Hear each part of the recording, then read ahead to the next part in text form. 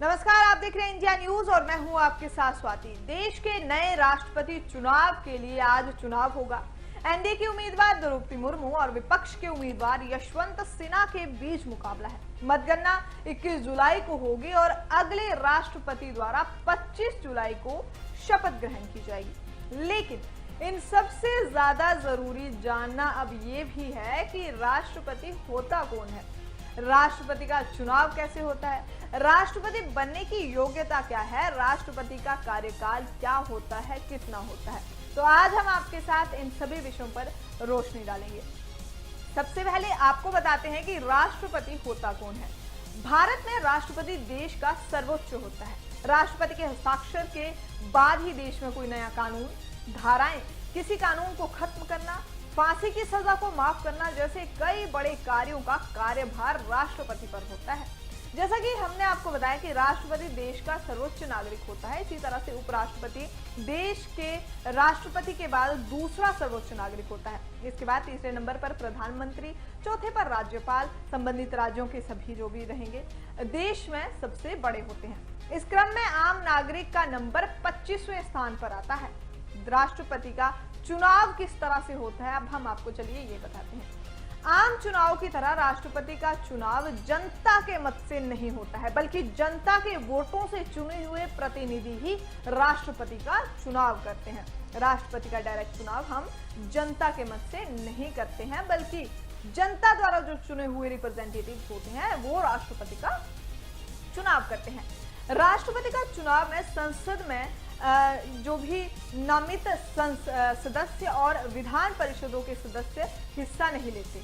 जो भी सदस्य लोगों ने चुने हुए नहीं हैं वो हिस्सा इसमें नहीं ले सकते हैं। इनका चयन राष्ट्रपति द्वारा ही किया जाता है। इस प्रक्रिया में वोटिंग का आधार जनता के द्वारा चुने हुए विधायक और सांसदों के पास होता है। जो जनता द्वारा चुने हुए प्रतिनिधि हैं वही जो है राष्ट्रपति चुनाव में हिस्सा ले सकते हैं। कुल मिलाकर देखा जाए तो ऐसा सांसद, विधायक जिन्हें जनता ने नहीं चुना है वह मतदान नहीं कर पाते हैं। भारत के राष्ट्रपति पद के दावेदार उम्मीदवारों को अपना नामांकन दाखिल करना होता है। राष्ट्रपति चुनाव लड़ने वाले व्यक्तियों को नामांकन के लिए 15,000 रुपए से अधिक की रकम जो है वो भी जमा करनी पड़ती है।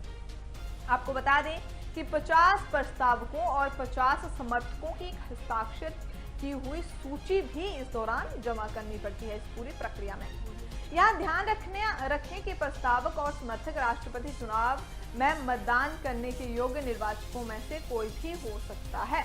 राष्ट्रपति चुनाव में वोट देने योग्य व्यक्ति केवल एक ही उम्मीदवार का नाम एक ही बार प्रस्ताव पर या समर्थक पर कर सकता है। राष्ट्रपति चुनाव में सभी निर्वाचित विधायक अपने अपने राज्यों और केंद्र शासित प्रदेशों में, तो वहीं सभी निर्वाचित सांसद राज्यसभा और लोकसभा में वोट करते हैं। वोट डालने के लिए निर्वाचित सांसदों और निर्वाचित विधायकों को मत पत्र दिया जाता है। इस दौरान सांसदों को हरे रंग का और विधायकों को गुलाबी रंग का मत पत्र दिया जाता है। उन्हें एक विशेष पेन भी दिया जाता है जिसका उपयोग वे अपने वोट रिकॉर्ड करने के लिए कर सकते हैं। प्रत्येक मत पत्र में उन सभी उम्मीदवारों के नाम होते हैं जो राष्ट्रपति चुनाव के लिए लड़ रहे होते हैं। इसी दौरान इसके बाद निर्वाचित प्रत्येक उम्मीदवार के लिए अपनी अकॉर्डिंग एक नंबर 2, नंबर 3 के हिसाब से अपने पसंदीदा उम्मीदवार को एक नंबर देकर उसे जो है चयनित करता है।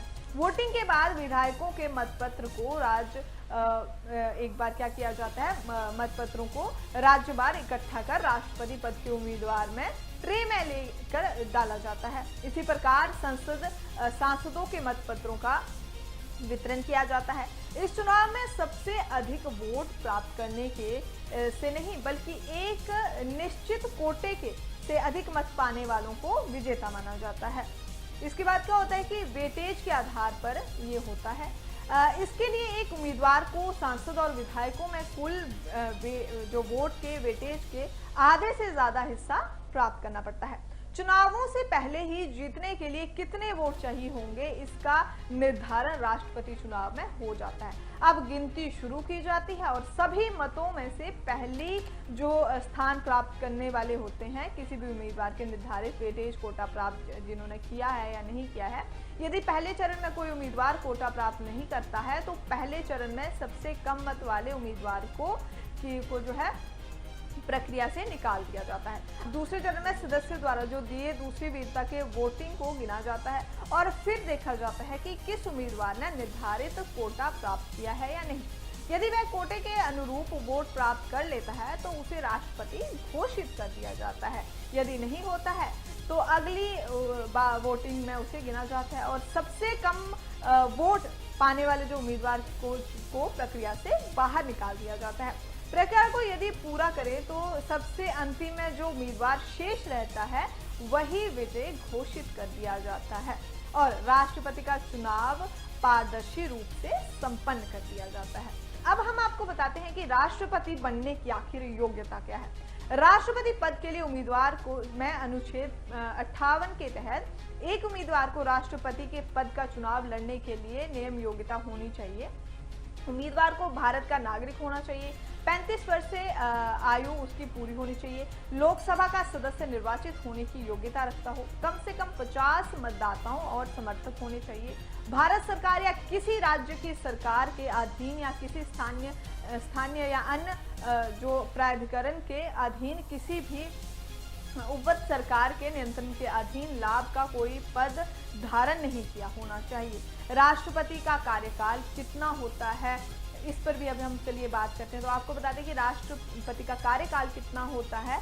राष्ट्रपति पद पर रहकर कोई व्यक्ति जितने समय कार्य कर सकता है उसे राष्ट्रपति कार्यकाल कहा जाता है। सबसे पहले तो ये समझिए कि राष्ट्रपति कार्यकाल होता क्या है। भारत में राष्ट्रपति का चुनाव संसद और राज्य के विधानमंडल के चुने हुए प्रतिनिधियों द्वारा किया जाता है। भारत में राष्ट्रपति का कार्यकाल 5 वर्ष का होता है और राष्ट्रपति के हस्ताक्षर के बिना भारत में कोई भी कानून लागू नहीं किया जा सकता है। इसलिए राष्ट्रपति को भारत का सबसे पहला सर्वोच्च व्यक्ति माना जाता है। जी हाँ, तो ये हमने आपको जानकारी दी है कि राष्ट्रपति जो हैं वो कैसे बनते हैं, राष्ट्रपति बनने की योग्यता क्या होनी चाहिए, राष्ट्रपति होते क्या हैं, इन सब पर हमने विस्तार पूर्वक बात की है। और इसी के साथ राष्ट्रपति के चुनाव जो हैं उनकी जल्दी से जल्द उनके भी रिजल्ट्स आ जाएंगे कि कौन जो है राष्ट्रपति नया बनने वाला है। और इसी तरह की तमाम वीडियोस के लिए आप जुड़े रहिए इंडिया न्यूज़ के साथ।